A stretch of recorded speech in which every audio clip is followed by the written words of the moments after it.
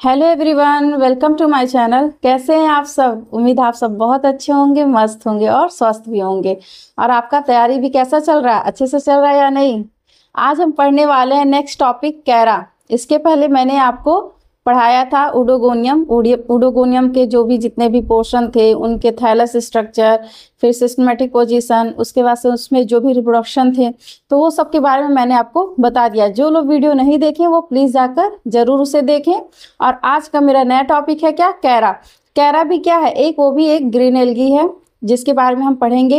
ये बाकी जितने भी आपने अभी तक एल्गी पढ़ा है उससे ये थोड़ा एडवांस है। क्यों एडवांस है? देखिए, इसके पहले मैंने जितने आपको एल्गी को बताया है वो सारे यूनिसेलुलर और नॉन जैकेटेड टाइप के थे, लेकिन ये आपका ऐसा एल्गी है जो क्या है, मल्टी सेलुलर है, जो आपके ब्रायोफाइटा से समानता दिखाएगा।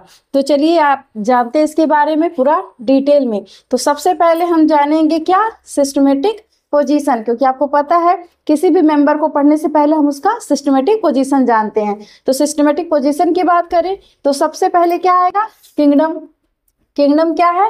प्लांटी। किंगडम प्लांटी हो गया। डिवीजन क्लोरोफाइटा, क्योंकि क्या है, ये भी ग्रीन एल्गा है, ठीक है। Class Chlorophyceae. और ऑर्डर की बात करें तो कैरेल्स। फैमिली आपकी कैरेसी हो जाएगी और जीनस हो जाएगा कैरा। तो ये हो गया सिस्टमेटिक पोजीशन कैरा का। एक बार इसको नोट डाउन जरूर कर लीजिएगा। आगे चले। आप जानते हैं ऑकरेंस मतलब ये कहाँ पाया जाता है और कैसा होता है। तो देखिए, कैरा इज ए मैक्रोस्कोपिक। मैक्रोस्कोपिक का मतलब क्या आप इसे नेकेड आई से आराम से इजीली सारे इसके पोर्शन को आप देख सकते हैं, इसीलिए इसको क्या बोलेंगे? मैक्रोस्कोपिक। तो फिर और कैसा होता है? Multi cellular. अब देखिए, अभी मैंने बताया कि इसके पहले मैंने जितने भी आपको उडोगोनियम पढ़ाया होगा, या फिर आपको वॉलवॉक्स पढ़ाया, या इसके पहले मैंने आपको साइटोनिमा भी पढ़ाया था, ठीक है, क्लोरेला पढ़ाया था। तो ये सब के सब जितने भी अभी तक मैंने एल्गी आपको पढ़ाया वो कैसे होते हैं? यूनिसेलुलर थे।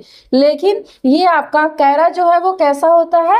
मल्टी सेलुलर, जो एक एडवांस कैरेक्टर शो करता है, क्योंकि एल्गी मतलब मोस्टली जितने भी एल्गी हैं वो यूनिसेलुलर होते हैं। बस कुछ एक्सेप्शन है, जैसे इसमें पहला आपका एक एक्सेप्शन अपवाद कैरा है। कैरा कैसा होता है? मल्टी सेलुलर होता है। एंड फ्रेश वाटर इनहैबिटेट, कहाँ पर पाया जाएगा? ये भी ताजे जल में पाया जाता है। Chara is a world wide in distribution, मतलब कैरा क्या है? सर्वव्यापी है, हर जगह सारे जगह ये पाया जाता है। फाउंड इन मतलब मोस्टली कहाँ पाया जाएगा? Found in temperate and tropical region. कहाँ कहाँ पाया जाएगा? टेम्परेट एंड ट्रॉपिकल दोनों रीजन पर ये पाया जाता है। और कैसा होता है? वर्ल्ड वाइड डिस्ट्रीब्यूशन, ठीक है, पूरे विश्व में ये पाया जाता है, मतलब कॉस्मोपॉलिटन टाइप का होता है। नेक्स्ट पॉइंट है कैरा रिप्रेजेंटेड बाई अबाउट 188 स्पीसीज। कितना? लगभग। कैरा कितना है? कैरा लगभग 188 स्पीसीज क्या किया गया है? इसको रिप्रेजेंट किया गया है। Out of which 30 species are found in India. तो देखिए, टोटल बात करें लगभग 188 कैरा को रिप्रेजेंट किया गया है पूरे वर्ल्ड में, मतलब पूरे विश्व में। लेकिन उस 188 में से सिर्फ और सिर्फ 30, कितनी? 30 स्पीसीज हमारे इंडिया के द्वारा इसको रिप्रेजेंट किया गया है। अब कुछ इंडियन स्पीसीज देख लीजिए। एग्जाम्पल में है कैरा वल्गैरिस, कैरा जेलिनिका एंड कैरा कॉन्ट्रारिया। ठीक है, क्या है? कैरा कॉन्ट्रेरिया। तो ये सब क्या है? ये इंडियन स्पीसीज है इस 30 में से, क्योंकि आप तो पूरे 30 स्पीसीज का तो नाम नहीं लिखेंगे, लेकिन कम से कम कुछ तो एग्जाम्पल आपको पता होना चाहिए, ठीक है। तो आप इसको जरूर नोट डाउन, इसका कुछ एग्जाम्पल जरूर लिखिएगा। ऐसा नहीं क्योंकि ऑकरेंस लिखेंगे या हैबिटेट कुछ भी लिखेंगे तो उसमें आप कैरा के कुछ स्पीसीज को जरूर इंक्लूड कर दीजिएगा। Found attach to mud by और sandy bottom in the stagnant और स्लोली मूविंग वाटर। ये कहाँ पाया जाएगा? जैसे मान लीजिए फ्रेश वाटर एल्गा है, ठीक है, लेकिन वो भी जैसे आपका उडोगोनियम किसी सबस्ट्रेटम से अटैच होकर पाया जाता है, वैसे इसके लिए भी ये भी किसी सतह से क्या होगा? जुड़ा रहेगा। तो ये वहाँ पे पाया जाएगा। और वहाँ का पानी कैसा होगा? या तो ठहरा हुआ पानी रहेगा या तो धीरे धीरे बहता हुआ पानी रहेगा, ठीक है। तो इतनी बातें आप इसको एक बार जरूर नोट डाउन कर लीजिए और एक बार इसको देख लीजिए और इसका जरूर ये पॉइंट इंक्लूड करिएगा। कैरा कैसा होता है? मैक्रोस्कोपिक है। इसके पहले माइक्रो थे, लेकिन ये कैसे होता है? मैक्रोस्कोपिक। और मल्टी सेलुलर होते हैं, ठीक है। फिर ये कहाँ पे, ये सारी जगह पाया जाता है, mostly temperate and tropical region पे। और इसमें 188 स्पीसीज पूरे विश्व में इसकी स्पीसीज पाई जा रही हैं, लेकिन 188 में से 30 स्पीसीज हमारे भारत में पाया जाता है, ठीक है। उसके आपके कुछ एग्जाम्पल हैं, और ये याद रखिएगा ये फ्रेश वाटर में पाया जाता है, लेकिन किसी सतह से मतलब नीचे वो उससे अटैच रहेगा, जुड़ा रहेगा, और या तो पूरा वो पानी ठहरा हुआ रहे या तो धीरे धीरे बहता हुआ वाटर होगा, ठीक है। अब देखते हैं कैरा का थैलस स्ट्रक्चर, कि कैरा जो होता है वो देखने में कैसा लगता है। तो देखिए ये है कैरा का डायग्राम। तो यहाँ पर देखिए ये जो कैरा है इसमें ये भी थैलॉइड प्लांट बॉडी होता है, मतलब ये भी रूट स्टेम लीफ में डिवाइड नहीं होता है, लेकिन फिर भी इसमें रूट की जगह पे आपको राइजोइड जैसा स्ट्रक्चर दिखाई दे रहा है। ये क्या है, राइजोइड है, मतलब ये भी रूट लाइक है, लेकिन ये इनको रूट नहीं कहेंगे, ठीक है। इनको क्या नाम देंगे, राइजोइड्स देंगे। और ये वाला पोर्शन इसको बोलते हैं इंटर नोड, और ये जहाँ से ये लीफ लाइक स्ट्रक्चर आपको एराइज हुए दिखाई दे रहे हैं इनको बोलते हैं नोड, ठीक है। तो ये जो आपके शूट है, ये वाले जो शूट दिखते हैं इनको बोलते हैं शूट ऑफ लिमिटेड ग्रोथ, क्योंकि इनके ग्रोथ का लिमिट होता है, ये फिर कुछ समय बाद ग्रो करके फिर रुक जाएंगे। जैसे ये जितने भी हैं, ये जितने भी अराइज हो रहे हैं ये लिमिटेड ग्रोथ है, ठीक है। लेकिन ये जो बीच वाला, ये वाला जो इंटरनोड वाला जो आपको ये वाला पोर्शन दिख रहा है, ये क्या है, शूट ऑफ अनलिमिटेड ग्रोथ, क्योंकि ये लंबाई में बढ़ते जाएंगे, लेकिन ये तो बस इतना कुछ समय के लिए बढ़ेंगे फिर इनकी ग्रोथ रुक जाएगी। तो इसलिए यहाँ पे दो तरह के शूट भी पाए जाते हैं। कौन कौन से, एक शूट ऑफ लिमिटेड ग्रोथ और शूट ऑफ अनलिमिटेड ग्रोथ। तो याद रखिएगा ये जितनी भी ये आपको ये किनारे किनारे ये सब जो दिख रहे हैं ये क्या है, अनलिमिटेड लिमिटेड ग्रोथ है। लेकिन ये जो बीच वाला जो इनका ये वाला पोर्शन है, ये मेन जो शूट है वो क्या है आपका, अनलिमिटेड ग्रोथ है, ठीक है। तो आइए थैलस स्ट्रक्चर को जानते हैं। तो thallus is erect and branched. Thallus कैसा होता है, देखिए सीधा है, देखिए यहाँ पे ये थैलस इसका पूरा एकदम सीधा है। इरेक्ट मतलब क्या होता है, एकदम सीधा होता है। और कैसा होता है, ब्रांच होता है। तो इससे अब ये मान लीजिए मेन ब्रांच है, इनसे भी देखिए ये ब्रांच एराइज हो गए हैं, तो मतलब इनसे कई शाखाएं निकली होती है, इसलिए कैसा होता है आपका, इरेक्ट होता है और ब्रांच होता है। Often इनक्रस्टेड with calcium carbonates making it rough, hence the name stone word, very very IMP, ठीक है।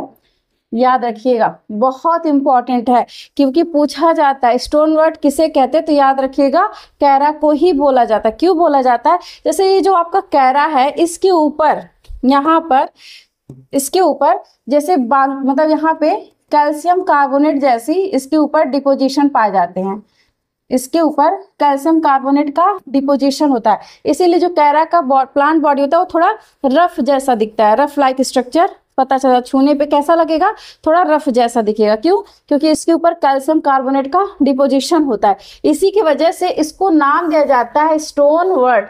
याद रखिएगा। तो यहाँ पे आप चाहे अलग से भी लिख सकते हैं, कैरा कॉमनली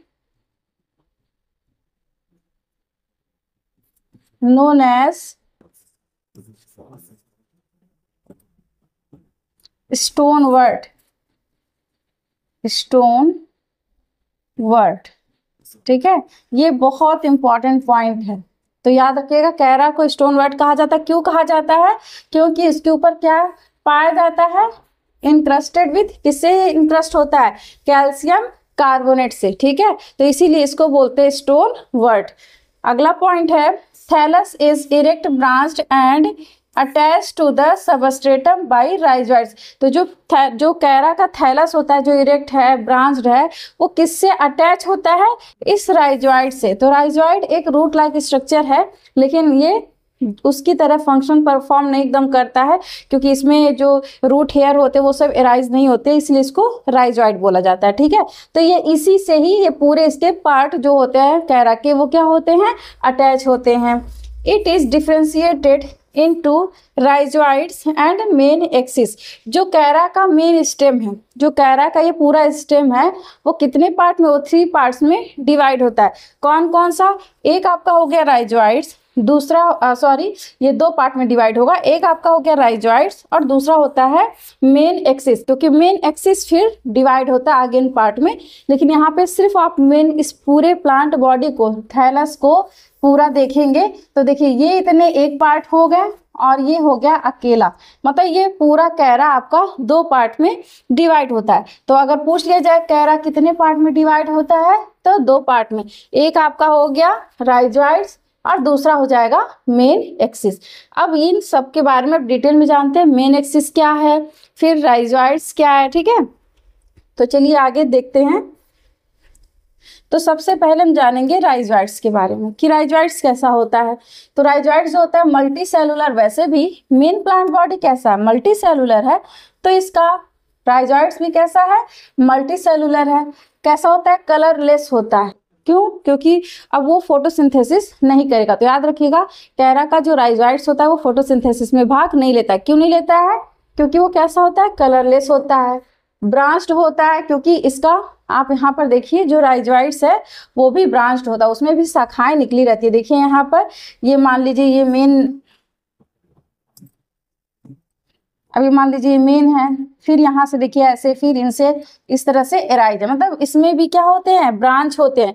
तो इसीलिए कैरा का जो राइजॉइड्स होता है वो कैसा होता है, मल्टी सेलुलर होता है, उसके बाद से कलरलेस होगा और ब्रांच्ड फिलामेंट है विथ ऑब्लिक सेप्टा, क्योंकि उसमें ऑब्लिक मतलब थोड़ा सा ऐसे तिरछे तिरछे होते हैं ना, तो वो ऑब्लिक सेप्टा के साथ क्या होते हैं, ब्रांच्ड होते हैं। परफॉर्म एनकरेज एंड एब्जॉर्प्शन, मतलब वो किस चीज में फंक्शन, मतलब ये क्या फंक्शन करते हैं। तो ये क्या करेंगे, पहली बात तो उस पौधे को सपोर्ट दे रहे हैं, मतलब कैरा के थैलस को क्या कर रहे हैं, ये उसको इनकरेज मतलब उनको सहारा दे रहे हैं। उसके बाद से एब्जॉर्प्शन, जो भी न्यूट्रिएंट है तो वो उसी राइजॉइड्स के द्वारा क्या होता है, एब्जॉर्ब हो रहा है, ठीक है। अब जानते हैं, ये तो राइजॉइड्स हो गया। दूसरा जानते हैं मेन एक्सिस। अब मेन एक्सिस की बात करें तो ये देखिए ये किसमें डिवाइड होता है। तो मेन एक्सिस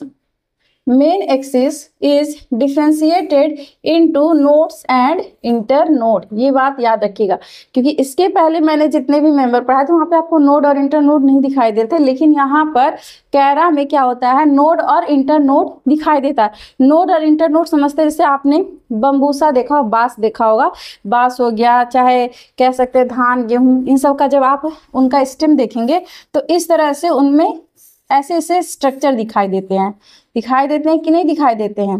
तो यहाँ पर ये वाला ये जो डिवाइड कर रहा है ये वाला पोर्शन, इसी को बोलते हैं नोड। इसको क्या बोलते हैं, नोड। और ये जो बीच वाले ये जो पोर्शन दिखते हैं इनको बोलते हैं इंटर नोड, ठीक है।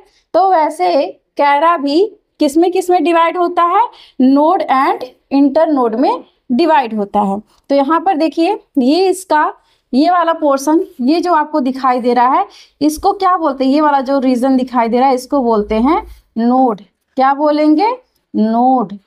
और ये जो बीच वाला, ये जो थोड़ा सा लंबा, जो लॉन्गिट्यूडनल ज्यादा लॉन्ग है, इसको बोलते हैं इंटर नोड। क्या बोलेंगे, इंटर नोड। तो याद रखिएगा दो नोड के बीच में एक इंटर नोड प्रेजेंट होता है। तो कैरा किसमें जो मेन प्लांट बॉडी किसमें डिवाइड होता है, तो जो मेन एक्सिस है is differentiated into nodes and internodes, ठीक है। अब इंटर नोड क्या है, a single long cylindrical cell. तो देखिए ये सिंगल लॉन्ग है और थोड़े सिलेंड्रिकल टाइप के, मतलब बेलनाकार जैसे होते हैं। नोड क्या है, short cells from which branches of limited growth leaf like arise in horse, ठीक है। तो यहाँ पर देखिए आपको यहाँ पर ये जो आपका ये नोड है, ये वाला पोर्शन, इसी को बोलते हैं नोड। ये क्या है, नोड है। यहीं से देखिए लिमिटेड ग्रोथ, ये लीफ लाइक जो स्ट्रक्चर दिखाई दे रहा है, क्योंकि एकदम इसे लीफ तो नहीं बोलेंगे लेकिन ये लीफ लाइक स्ट्रक्चर होते हैं, ठीक है। इस प्रकार ये लीफ लाइक स्ट्रक्चर जो आपको दिखाई दे रहा है इसी को बोलते, यहीं पर इसी इंटर नोड्स इसी नोड से वो एराइज होती हैं। तो याद रखिएगा कि अगर नोड पूछ लिया तो नोड क्या है, एक शॉर्ट सेल है। देखिए शॉर्ट सेल ही है विच ब्रांचेज कैसे होते हैं, जिससे ब्रांचेज, कौन सी ब्रांचेज एराइज होती हैं, branches of limited growth leaf like arise in whorl. Whorl मतलब क्या, ये पूरे चारों तरफ, होल मतलब पूरा गुच्छे जैसा, चारों तरफ क्या होती हैं, ये एराइज होती है। तो ये हो गया नोड, ठीक है। तो आई होप आपको इतना समझ में आया होगा कि अगर पूछ लिया जाए थैलस स्ट्रक्चर, तो याद रखिएगा थैलस का जो अगर मेन प्लांट बॉडी की बात करें तो दो पार्ट में डिवाइड होता है, राइजोइड्स और मेन एक्सिस में। फिर राइजोइड्स कैसा होता है, मल्टी सेलुलर होता है और ब्रांच होता है, कलरलेस होता है, ठीक है। और यहीं पे बात करें अगर मेन एक्सिस की, तो फिर मेन एक्सिस दो पार्ट में डिवाइड होता है, एक आपका होता है क्या, नोड, और दूसरा होता है इंटर नोड, ठीक है।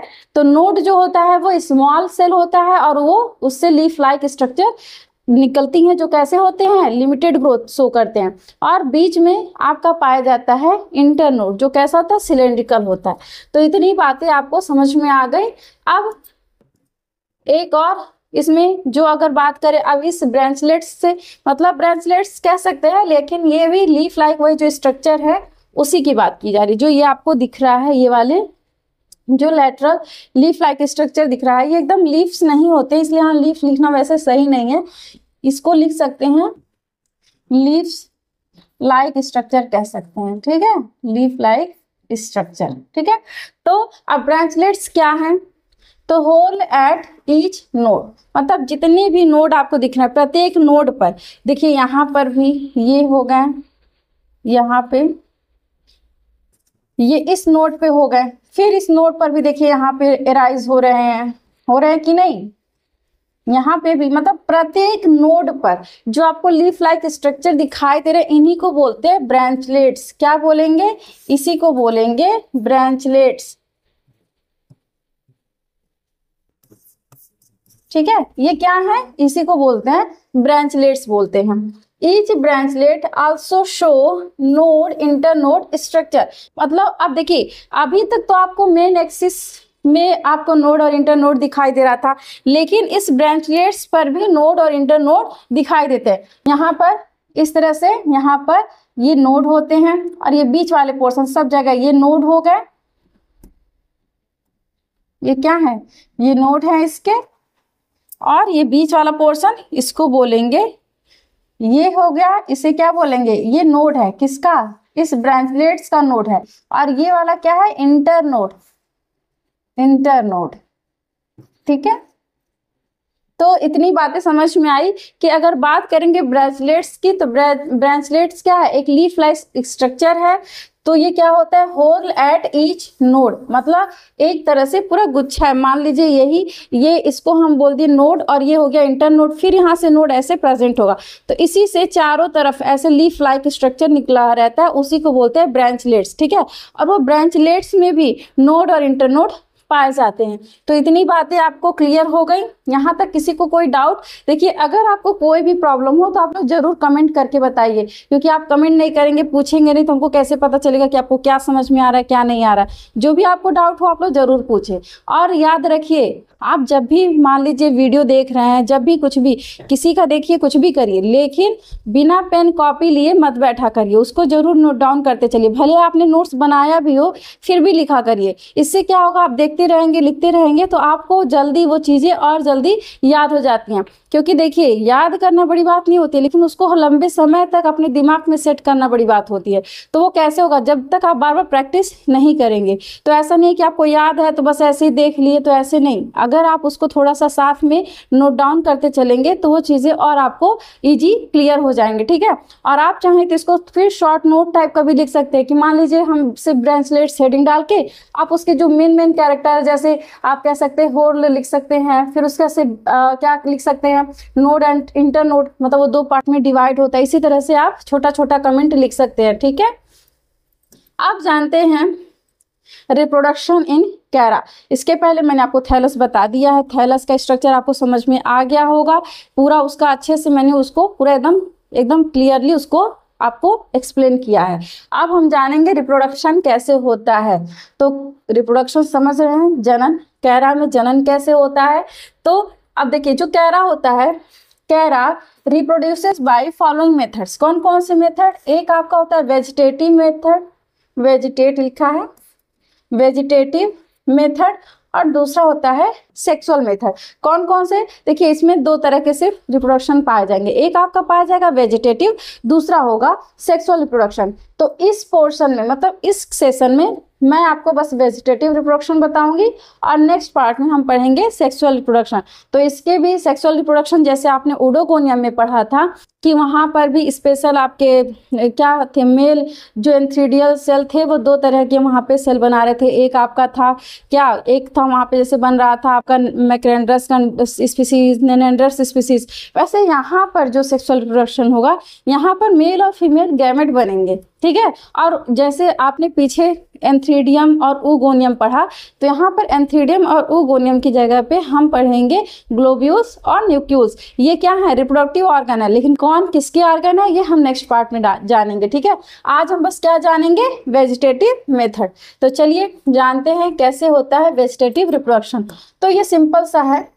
वेजिटेटिव रिप्रोडक्शन में सबसे पहला, ये मोस्टली कॉमन होते हैं हर एल्गी में, बाई फ्रेगमेंटेशन। देखिए फ्रेगमेंट का मतलब ही क्या होता है, छोटे छोटे टुकड़े में टूट जाना। तो मान लीजिए मतलब कोई भी आपातकालीन कोई भी घटना हो गई किसी की वजह से, मतलब थोड़ी सी भी कोई एक्सीडेंटल प्रॉब्लम हुआ या किसी के पैर से, जानवर के, किसी से अगर वो एल्गी थोड़ा सा भी कट जाती है, जहां से भी कटेगी, मान लीजिए ये कैरा है, मान लीजिए ये कैरा हो गया और ये इसका राइजोइड्स, फिर यहाँ से इस तरह से बीच बीच में इसका ये हो गया इंटरनोड, ठीक है। और इसी नोड से ये नोड हो गया, ये बीच का इंटरनोड। अब यहीं से आपको पता है लिमिटेड ऐसे ब्रांचेस यहाँ से एराइज होती हैं, ठीक है, इस प्रकार। तो यहाँ पर अब देखिए मान लीजिए ये कैरा यहाँ से भी ब्रेक हो गया, यहाँ से भी ब्रेक हो गया, मतलब ये दो पार्ट में जहां से भी टूटेगा तो ये फिर से ये जितने भी पार्ट है ये जाके एक नया कैरा का थैलस बनाएगा और ये जाके एक नया कैरा का थैलस बनाएगा। इसी को बोलते हैं बाई फ्रेगमेंटेशन। तो फ्रेगमेंटेशन का मतलब ये होता है किसी की वजह से छोटे पीस में जितने भी पार्ट में टूटा वो कैरा का प्लांट बॉडी, वो एक नया कैरा बनाकर तैयार कर देगा। बाई फ्रेगमेंटेशन द थैलस, इसमें क्या होगा, the thallus breaks into pieces each form a new plant. मतलब जितने पीस होंगे प्रत्येक पीस एक नया फिलामेंट बना लेंगे। तो ये हो गया बाई फ्रेगमेंटेशन। दूसरा जानते हैं बाई एमाइलम स्टार्स, मतलब बहुत इंपॉर्टेंट है। तो कैरा में एमाइलम स्टार्स के भी द्वारा रिप्रोडक्शन होता है। एमाइलम स्टार्स इसके पहले आपने कहाँ पढ़ा होगा, आपको याद होगा ये जो आप जूलॉजी में पढ़ते हैं क्या, यूग्लिना। यूग्लिना में मतलब एक प्रोटोजोअन्स है, उसमें भी उसका जो फूड पार्टिकल्स उसमें भी एमाइलम स्टार्स पाए जाते हैं, मतलब रिजर्व फूड मटेरियल उसका एमाइलम स्टार्स होता है। लेकिन ये कभी कभी रिप्रोडक्टिव ऑर्गन की भी तरह बिहेव करने लगते हैं। तो ये कैसे करेंगे रिप्रोडक्शन, तो amylum stars are star shaped aggregation of starch grain. तो एमाइलम स्टार्च है क्या, ये भी एक प्रकार का स्टार्च है, मतलब ये भी क्या है, एक प्रकार का स्टार्च है। और ये स्टार्च कैसा होता है, स्टार शेप में, मतलब स्टार्च है लेकिन स्टार, मतलब जैसे आपके स्टार होते हैं आसमान में से तारे, तो उसी तरह का उसका स्ट्रक्चर दिखाई देता है, इसीलिए इसको नाम दिया जाता है एमाइलम स्टार्स, ठीक है। तो यहाँ पर देखिए ये क्या है, यही है एमाइलम आपके स्टार्स। देखिए इनके स्ट्रक्चर लगभग स्टार की तरह दिखाई दे रहा है, तो इसीलिए इनका नाम दिया जाता है क्या, एमाइलम स्टार। एमाइलम स्टार क्योंकि एक स्टार्च है जो स्टार की तरह दिखाई दे रहे हैं। तो एमाइलम क्या है, amylum stars are star shaped aggregation of starch grain. तो देखिए स्टार और स्टार्च में कंफ्यूज मत होइएगा, ठीक है। दे आर फॉर्म, स्टार्च मतलब क्या, स्टार्च मतलब होता है मंड आपका, जो इनका मंड होता है वो किस शेप में होता है, स्टार शेप में, इसीलिए इसको बोलते हैं amylum stars. They are formed inside the cortical cells और sometimes in the rhizoidal cells of Chara. ये कहाँ बनेंगे, या तो राइजोइडल सेल्स ऑफ कैरा, राइजोइडल्स जो सबसे नीचे वाले पोर्शन थे कैरा के, राइजोइड्स थे, या तो वहां बनेंगे, या तो कॉर्टिकल रीजन। कॉर्टिकल रीजन मतलब जहां से आपके ब्रांचलेट्स एराइज हो रहे थे, ठीक है, तो या तो वहां पर ये बनते हैं। Each amylum star has a central cell surrounded by numerous starch granules arranged in a radiating star-like pattern.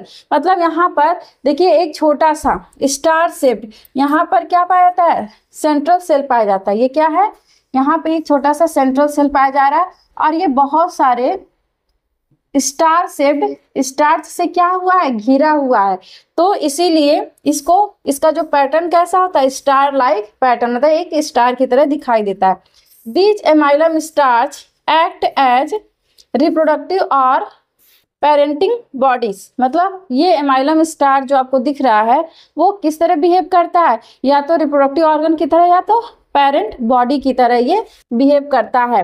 तो अब इसके बाद जानते हैं ये बनता कब है।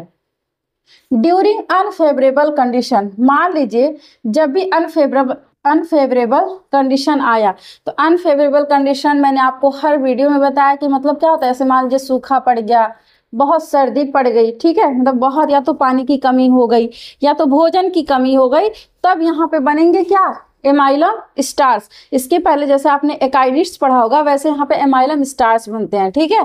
तो ये क्या होते हैं, जब अनफेवरेबल कंडीशन आएगा द पेरेंट थैलस में डाई। तो यहाँ पे जो पेरेंट थैलस होता है, मतलब जो मेन कैरा का प्लांट बॉडी होता है वो क्या होता है, डाई, मर जाता है, लेकिन उसका जो स्टार्च होता है वो पड़ा रहता है। तो यहाँ पर क्या कह रहा है, but the amylum stars are remain dormant, ठीक है, वो ऐसे ही पड़ा रहेगा। व्हेन फेवरेबल कंडीशन रिटर्न, जब फेवरेबल कंडीशन लौटता है द एमाइलम स्टार जर्मिनेट्स, मतलब जैसे ही फिर उसके अनुकूल वातावरण आएगा, जैसे ही फेवरेबल कंडीशन आता है तुरंत वो एमाइलम स्टार क्या होता है, जर्मिनेट करता है, एक नया थैलस का निर्माण करेगा। The central cell of the amylum star develops a new rhizoids and protonema like structure which grow into new Chara plant, ठीक है।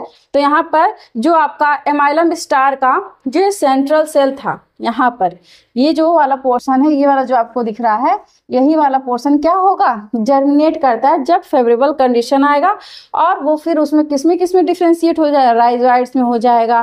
फिर आपका वहाँ पर जैसे कॉर्टेक्स वाला रीजन जहाँ पे ब्रांचलेट निकल रहे थे, ये सब सारे मतलब फिर से वो एक नया फिलामेंट लाइक स्ट्रक्चर फिर क्या करेगा, जर्मिनेट कर लेगा, ठीक है। अब जानते हैं बाई प्रोटोनीमा। तो पहले मैंने आपको बताया फ्रेगमेंटेशन के द्वारा, दूसरा मैंने बताया बाई एमाइलम स्टार्स, अब हम जानेंगे बाई प्रोटोनीमा। तो देखिए प्रोटोनीमा क्या होता है, प्रोटोनीमा मतलब एक बर्ड लाइक स्ट्रक्चर, कली जैसी संरचना होती है, ठीक है।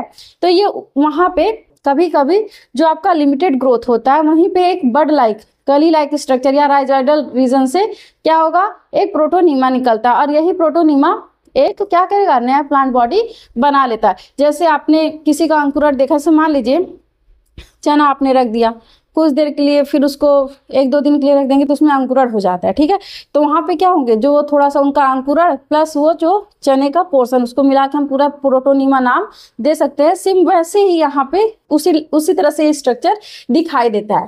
तो प्रोटोनीमा क्या है, protonema is a delicate green filamentous structure similar to the early filament of Chara. मतलब कैरा मान लीजिए आपने नहीं देखा होगा, लेकिन आपने कोई भी प्लांट का जब सीड आप जर्मिनेट करवाते हैं तो आप पे थोड़ा सा राइजोइड्स निकल जाता है, तो उसी तरह से इसमें स्ट्रक्चर दिखाई देता है और उसी को हम नाम देते हैं प्रोटोनीमा। तो ये किस तरह का स्ट्रक्चर शो करते हैं, किसके सिमिलर लगेंगे, ऐसा लगेगा कि अभी जो कैरा है न्यू अभी जर्मिनेट होना शुरू कर रहा है, उसी तरह से इसका स्ट्रक्चर दिखाई देता है।